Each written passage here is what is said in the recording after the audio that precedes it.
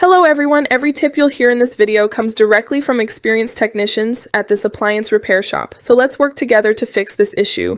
One day a Maytag dryer came into the shop showing AF on the display. One of the technicians explained, AF means there's a problem with airflow, or the dryer can't cool the motor properly. Basically, something is preventing it from running safely. The first step was to check the ducts and the vent, and they found it partially blocked with lint buildup.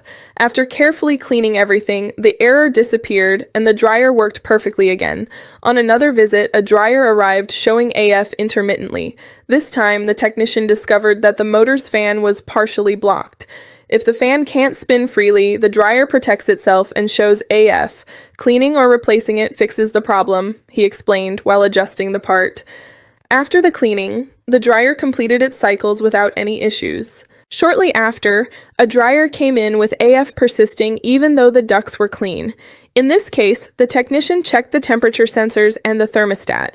If the thermostat is failing, the dryer thinks it's overheating and triggers AF to protect itself. Replacing the sensor or thermostat brings it back to normal, he noted while making the replacement. This showed that it's not always lint. Sometimes the electronic sensors need attention. Another unit showed the same error, but upon inspection, the motor showed signs of wear. One of the technicians commented, "When the motor isn't working properly or has internal friction, the dryer can't complete the cycle and AF appears. Replacing the motor is the final solution." After the replacement, the dryer ran reliably again.